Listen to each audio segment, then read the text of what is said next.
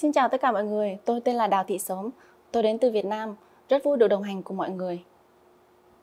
Hợp đồng lao động là gì? Có bắt buộc phải làm hợp đồng này không ạ?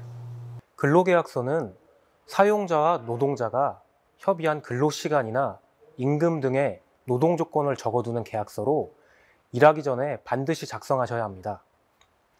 사용자와의 관계, 처음 일을 시작할 때는 좋습니다. 우리끼리 일하는데 뭘 귀찮게 계약서를 쓰고 그래. 그냥 일하면 월에 최소한 250만 원은 챙겨줄게. 그렇게 사용자의 말만 믿고 입사하셔서 아침 9시부터 저녁 8시까지 일하시지만 정작 들어오는 돈은 100만 원, 50만 원 경우가 많습니다.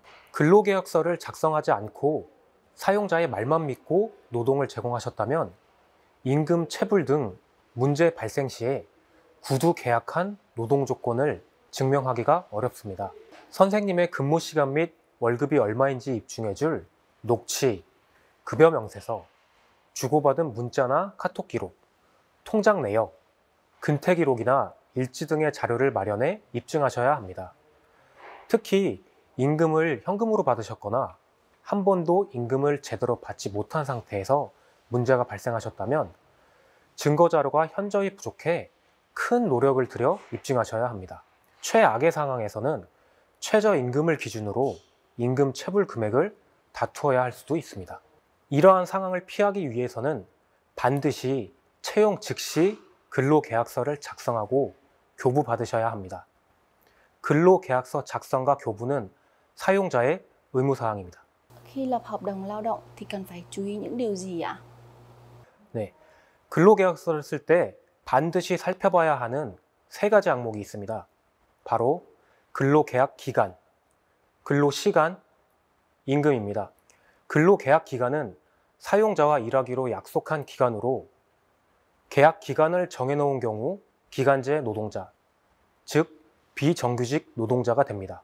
입사일만 협의하고 퇴사일을 정하지 않으신 경우에는 정규직 노동자가 됩니다. 중요한 항목이므로 정확히 살펴볼 필요가 있습니다. 근로시간은 하루에 몇 시간 또는 일주일에 며칠 등 구체적으로 노동을 제공하는 시간을 적습니다. 몇 시간 일하기로 정하셨는지에 따라 월급의 규모, 연장 수당, 연차 휴가, 퇴직금 지급 여부 등이 달라질 수 있으므로 실제 일하는 시간을 기준으로 명확하게 작성하셔야 합니다. 마지막으로 임금을 얼마로 받을 것인지, 어떤 항목으로 구성되어 있는지 등을 명확히 파악해야 임금 체불 등이 발생했을 때 체불된 금액이 얼마인지, 잘못 지급된 부분은 없었는지 확인할 수 있습니다. 임금은 현금으로 받기보다 통장으로 받으셔야 기록을 남기기 쉽습니다. 또 임금 지급이 한두 달 밀려도 곧 줄 테니 일을 계속해달라고 하는 경우가 많습니다. 이때 사용자에게 임금 체불 확인서를 받아 놓으시는 것이 좋습니다. 하지만 현실적으로 임금 체불 확인서를 받기 어려우실 수 있으니 임금 지급 약속이나 밀린 월급의 액수 등 체불 임금과 관련된 사용자와 나눈 이야기를 녹음해 두시는 것도 하나의 방법이 될 수 있습니다. 사용자의 서명이나 도장이 찍힌 확인서를 가지고 계시다면 추후 임금 체불 여부와 체불액을 확정 짓는 증거자료로 활용할 수 있고 원활한 사건 진행을 가능케 합니다.